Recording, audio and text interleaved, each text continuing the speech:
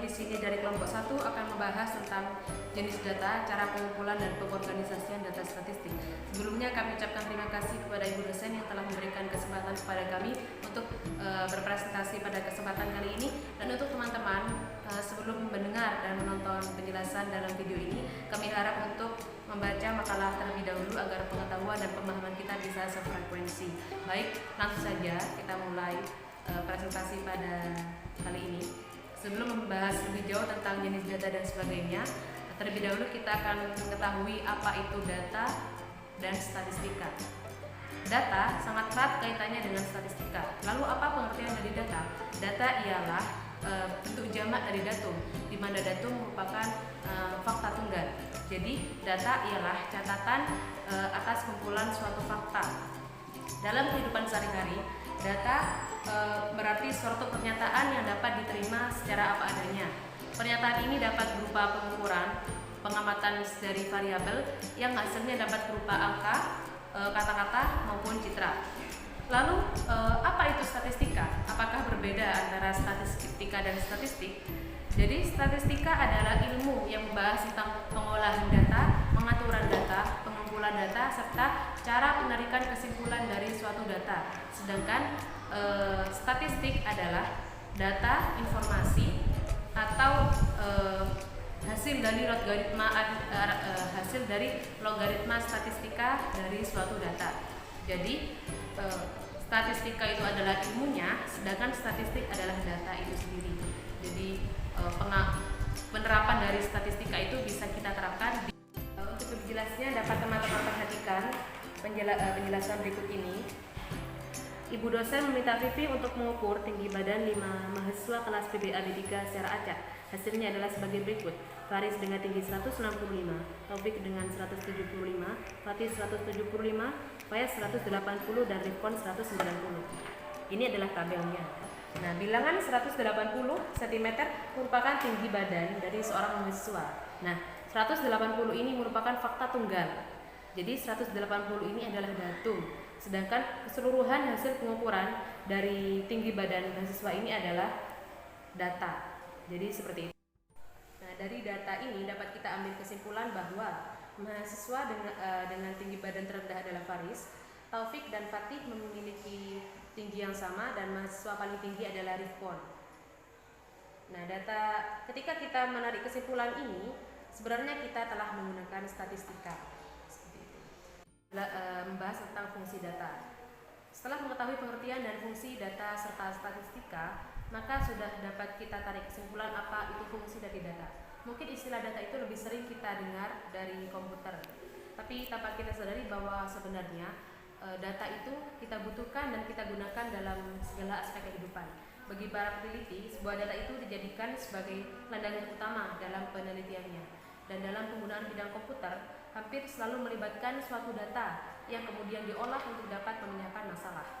Lalu untuk melihat hal ini, maka dapat kita ambil kesimpulan bahwa data berfungsi sebagai acuan dalam mengambil suatu keputusan dalam pemecahan masalah. Jadi ketika kita dihadapkan dalam suatu masalah, data-data atau fakta-fakta dalam data dapat kita jadikan acuan untuk memecahkan masalah tersebut.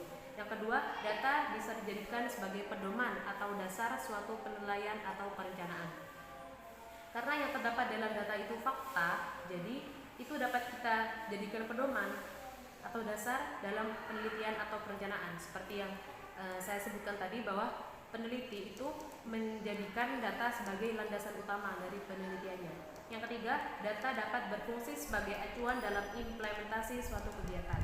Jadi misalnya kita akan mengadakan kegiatan kemahasiswaan, misalnya seminar, maka kita tentu butuh data berapa peserta yang akan ikut dan berapa dana yang ada. Nah, data-data ini dapat kita jadikan acuan atau pedoman dalam implementasi kegiatan agar berjalan dengan lancar. Selanjutnya, data berfungsi sebagai dasar untuk melakukan evaluasi terhadap suatu kegiatan. Nah, ketika kita selesai melakukan suatu kegiatan, tentu kita mendapatkan atau menarik suatu fakta-fakta, data-data dari hasil kegiatan kita. Misalnya lebihnya uang berapa atau kurangnya uang berapa, pesertanya berapa atau tingkat kepuasannya berapa. Nah, itu dapat kita jadikan evaluasi untuk kegiatan selanjutnya, seperti itu. Terima kasih. Sekian penjelasan dari saya. Untuk selanjutnya adalah jenis data yang akan disampaikan oleh Saudara Fajar. Assalamualaikum warahmatullahi wabarakatuh. Selamat pagi. Saya Muhammad Fajar Abdullah. Saya dari kelompok 1 mata kuliah statistika, pendidikan statistika pendidikan. Saya di sini akan menjelaskan tentang jenis data. Jenis data penelitian. Data dalam kebiasaan Indonesia tidak dibedakan apakah jamak atau tunggal. Berasal dari bahasa Latin. Dalam bahasa Latin, data dibedakan antara datum dan data. Datum untuk yang tunggal, sementara data untuk yang jamak. Beberapa pengertian data. Yang pertama, data adalah fakta berupa angka, karakter, simbol, gambar, tanda-tanda, isyarat, tulisan, suara, bunyi yang mempresentasikan keadaan sebenarnya yang selanjutnya digunakan sebagai masukan suatu sistem informasi. Yang kedua, data adalah deskripsi dari suatu dan kejadian yang kita hadapi. Yang ketiga, data adalah kenyataan yang menggambarkan suatu kejadian-kejadian dan kesatuan nyata. Kemudian yang keempat, data adalah bahan yang diolah atau diproses berupa angka-angka, huruf-huruf, simbol, kata-kata yang akan menunjukkan situasi dan lain-lain yang berdiri sendiri. Nah, secara umum, penelitian diartikan sebagai suatu proses pengumpulan dan analisis data yang dilakukan secara sistematis dan logis untuk mencapai tujuan-tujuan tertentu. Nah, penelitian merupakan upaya untuk mengembangkan pengetahuan, mengembangkan data, menguji teori. Maximilian dan Schumacher mengutip pendapat Weber tahun 1986, ada 5 langkah pengetahuan melalui penelitian, yaitu yang pertama, mengidentifikasi masalah penelitian. Kemudian yang kedua, melakukan studi empiris. Yang ketiga, melakukan replikasi atau pengulangan. Yang keempat, menyatukan sintesis dan mereview. Yang kelima, menggunakan dan mengevaluasi oleh pelaksana. Sedangkan menurut Gordon B. Davis, informasi adalah data yang telah diolah menjadi suatu bentuk yang penting bagi si penerima dan mempunyai nilai yang nyata yang dapat dirasakan dalam keputusan-keputusan yang sekarang atau keputusan-keputusan yang akan datang. Jadi secara umum, informasi adalah data yang sudah diolah menjadi suatu bentuk lain dan lebih berguna, yaitu pengetahuan atau keterangan yang ditujukan bagi penerima dalam pengambilan keputusan, baik masa sekarang atau yang akan datang. Jadi setelah kita mengetahui pengertian data dan informasi dari beberapa ahli, maka sebagian ahli menyatakan suatu perbedaan antara data dan informasi, yaitu yang pertama, data dapat diartikan suatu kenyataan fakta yang telah diorganisasikan tetapi belum diberi penafsiran dan belum diproyeksikan ke waktu yang akan datang. Yang kedua, informasi merupakan data yang telah diproyeksikan ke waktu yang akan datang. Jika peneliti telah mengenal perbedaan antara data dan bukan data, maka pertama-tama secara garis besar penelitian akan mengenal berbagai macam data, yaitu 1. Data menurut cara memperolehnya. Data primer adalah secara langsung diambil dari objek atau obyek penelitian oleh penelitian perorangan maupun organisasi. Contohnya, mewawancarai langsung, penonton bioskop. 21 untuk meneliti preferensi konsumen bioskop. Yang data sekunder adalah data yang didapat tidak secara langsung dari objek penelitian. Macam-macam data berdasarkan sumber data. Data internal adalah data yang menggambarkan situasi dan kondisi pada suatu organisasi secara internal. Misal, data keuangan, data pegawai, data produksi, dan sebagainya. Data eksternal adalah data yang menggambarkan suatu serta kondisi yang ada di luar organisasi. Contohnya adalah data jumlah penggunaan suatu produk pada konsumen, tingkat provinsi, pelanggan, persebaran produk, penduduk, dan lain sebagainya. Selanjutnya, data kuantitatif. Data kuantitatif adalah data yang dipaparkan dalam bentuk angka-angka, misalnya adalah jumlah pembeli saat hari raya Idul Adha, tinggi badan siswa kelas 3 IPS 2, dan lain-lain. Penelitian kuantitatif adalah penelitian ilmiah yang sistematis terhadap bagian-bagian dan fenomena serta hubungan-hubungannya. Penelitian kuantitatif banyak dipergunakan baik dalam ilmu-ilmu alam maupun ilmu-ilmu sosial, dari fisika dan biologi hingga sosiologi dan jurnalisme.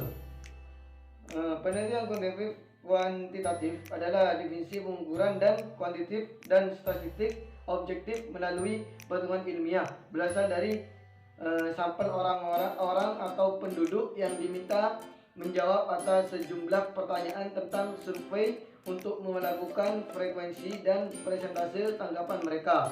Kemudian data kualitatif adalah data yang disajikan dalam bentuk kata-kata yang mengandung makna. Contohnya seperti persepsi konsumen terhadap botol air minum dalam kemasan, anggapan para ahli terhadap psikotes, dan lain-lain. Data kualitatif dapat diartikan sebagai data yang hadir, dinyatakan dalam kata, kalimat, ungkapan, dan gambar.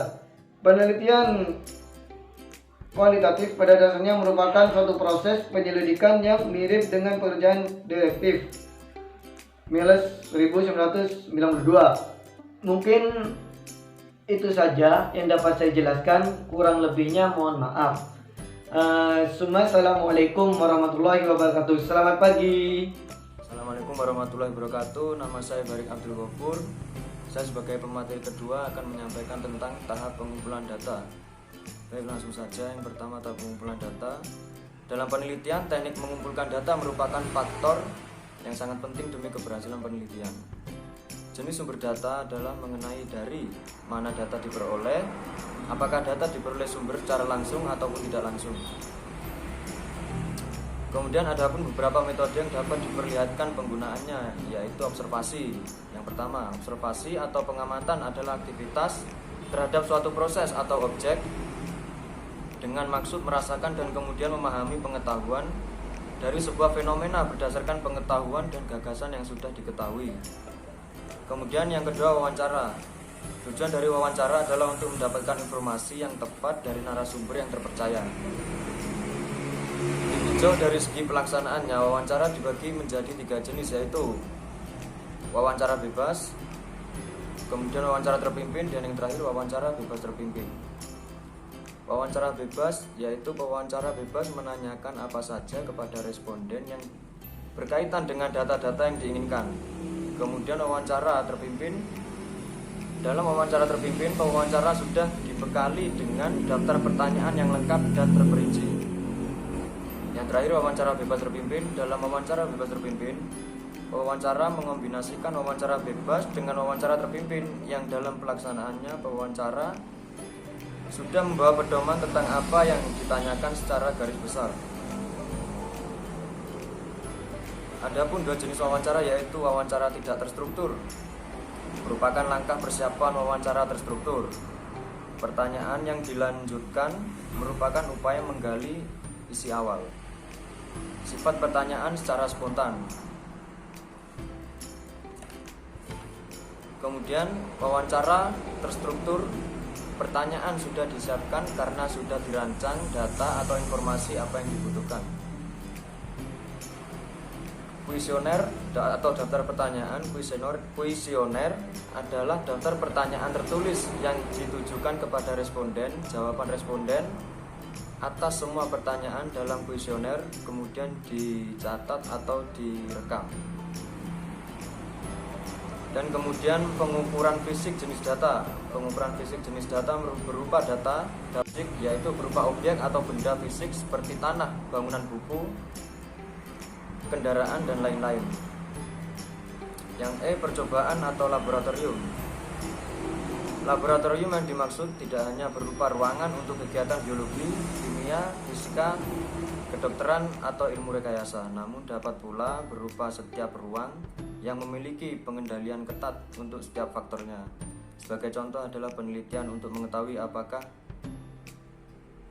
mempengaruhi pertumbuhan tanaman. Apakah pH mempengaruhi pertumbuhan tanaman? Jadi sekian presentasi dari saya. Saya akhiri. Wassalamualaikum warahmatullahi wabarakatuh. Assalamualaikum warahmatullahi wabarakatuh. Nama saya Vivi Andrani. Saya presentator keempat dari kelompok 1 Statistika Pendidikan. Di sini saya akan menjelaskan tentang bagaimana sih cara mengorganisasikan data itu. Nah, apa sih pengorganisasian data itu? Nah, pengorganisasian adalah merupakan fungsi kedua dalam manajemen, dan pengorganisasian didefinisikan sebagai proses kegiatan penyusunan struktur organisasi sesuai dengan tujuan-tujuan, sumber-sumber, dan lingkungannya. Pengorganisasian data adalah pengelompokan suatu data untuk mencapai tujuan tertentu. Nah, jadi setelah kita mengumpulkan data, nah data-data yang sudah terkumpul tersebut yang belum diolah atau dianalisis itu kita namakan dengan data mentah. Nah, data mentah yang telah dikumpulkan perlu dipecahkan dalam kelompok-kelompok, diadakan kategorisasi, dilakukan manipulasi, serta diperas sedemikian rupa sehingga data tersebut mempunyai makna untuk menjawab masalah dan bermanfaat untuk menguji hipotesis. Nah, jadi tahapannya itu setelah kita mengumpulkan data, nah kita sebelumnya sudah dijelaskan oleh presentator sebelumnya tentang cara mengumpulkan data. Nah, setelah data-data terkumpul, nah data tersebut belum diolah atau dianalisis, kita namakan dengan data mentah. Baru setelah itu dipecah dalam kelompok-kelompok. Setelah itu tahap persiapan analisis data. Nah, jadi sebelum kita menganalisis data, kita harus mengetahui tahapan-tahapan persiapan dalam analisis data. Tahapan persiapan analisis data yang pertama ialah editing.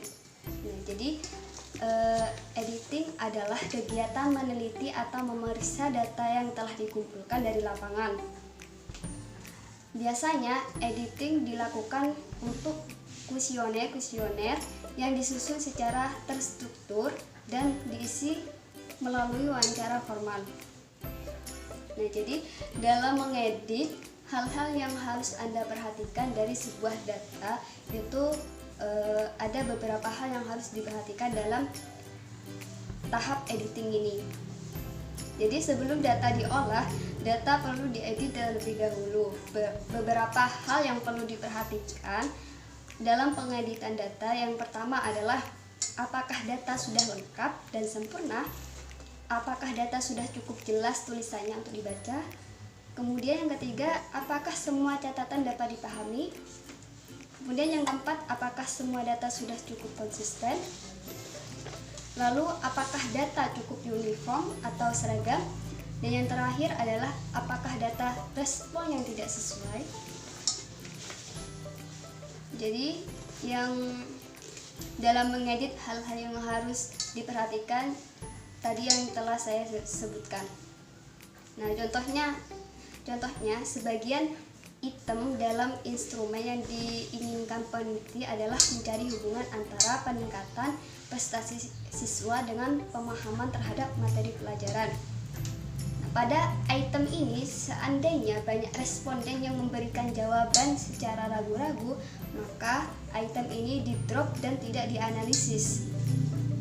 Sebagai seorang peneliti, langkah pertama yang dapat kita lakukan adalah melakukan penyortiran penyortiran data atau memilih data yang benar-benar terpakai dari lembaran instrumen yang terkumpul. Dengan demikian, data yang tertinggal adalah data yang benar dan siap untuk diolah. Nah, setelah itu penyempurnaan dapat dilakukan dengan mengulang kembali pengisian instrumen pengumpulan data atau mengganti responden dengan responden baru, namun tetap dengan spesifikasi yang sama. Dalam hal ini, kita sebagai peneliti sama sekali tidak boleh memperbaiki atau mengubah jawaban kuesioner ataupun jawaban dari responden, karena kita akan dianggap melanggar kode etik penelitian, yakni kejujuran ilmiah. Dalam tahapan persiapan analisis data yang kedua adalah tentang pengkodaan data. Tahap persiapan analisis data yang kedua ialah coding atau pengkodaan data. Pengkodaan data adalah usaha mengklasifikasikan jawaban responden menurut macamnya. Data yang dikumpulkan dapat berupa angka, kalimat pendek atau panjang, ataupun hanya ya dan tidak. Untuk memudahkan analisis, maka jawaban-jawaban tersebut perlu diberi kode. Nah, tujuannya adalah menyederhanakan jawaban responden tersebut sehingga dapat diolah. Biasanya, usaha pengkodaan dilakukan dengan member simbol atau angka pada jawaban responden. Simbol atau angka inilah yang kita sebut dengan kode. Contohnya adalah dalam kategori jenis kelamin. Nah, laki-laki diberi kode 1, kemudian perempuan diberi kode 0. Kode dan jenis pertanyaan atau pernyataan dalam hal ini perlu dibedakan. Yang pertama adalah jawaban yang berupa angka, kedua jawaban dari pertanyaan tertutup, kemudian jawaban pertanyaan semi terbuka, dan yang keempat adalah jawaban pertanyaan terbuka. Kemudian yang kelima adalah jawaban pertanyaan kombinasi. Dalam pertanyaan terbuka atau bebas, sering ditemukan jawaban yang beragam. Jawaban-jawaban tersebut tentunya belum bisa diberikan kode, tetapi kita harus mengelompokkannya terlebih dahulu dalam beberapa kategori. Contohnya, bagaimana pendapat Bapak atau Ibu tentang kecenderungan terjadinya tawuran antar pelajar di Jember? Jawaban yang akan kita dapatkan pastilah beragam. Misalnya, responden A sangat meningkat, kemudian responden B dari dulu sama saja, kemudian respon C tidak begitu tahu, kemudian respon D menurun. Nah, langkah selanjutnya yang harus kita lakukan adalah mengelompokkan data berdasarkan pengkategorian yang jelas. Adapun cara untuk memberi kode dibagi menjadi 3 kategori, yakni untuk pertanyaan tertutup yang jawabannya belum dikategorikan. Kemudian kode diberikan untuk pertanyaan terbuka yang jawabannya sudah ditentukan, di mana responden tinggal memilih salah satu atau lebih jawaban yang tersedia. Kemudian untuk yang ketiga adalah untuk pertanyaan semi terbuka yang sebagian jawabannya sudah ditentukan. Nah, kemudian data-data yang telah diberi kode tersebut dimasukkan dalam tabel pengolahan, baik berupa tabel frekuensi maupun tabel silang. Nah, jadi ada 2 tabel yang bisa mempermudah untuk mengorganisasikan data, yaitu yang pertama adalah tabel frekuensi, yang kedua adalah tabel silang. Nah, di situ kita bisa memilih salah satu dari tabel frekuensi maupun tabel silang. Data yang telah diberi kode kemudian dimasukkan dalam tabel pengolahan. Nah, baik berupa tabel frekuensi maupun tabel silang. Jadi ada 2 tabel yang bisa kita gunakan untuk mempermudah mengorganisasikan data, yaitu tabel frekuensi dan tabel silang. Kita bisa memilih salah satu di antaranya. Nah, setelah melakukan editing dan coding, langkah selanjutnya adalah mengorganisasikan data. Nah, jadi data-data yang telah diberi kode tadi kemudian dimasukkan dalam tabel pengolahan, baik berupa tabel frekuensi maupun tabel silang. Nah, dengan demikian data dari lapangan akan tampak lebih sederhana, ringkas, dan mudah dipahami. Langkah selanjutnya adalah membuat tabulasi. Membuat tabulasi termasuk dalam kerja memproses data.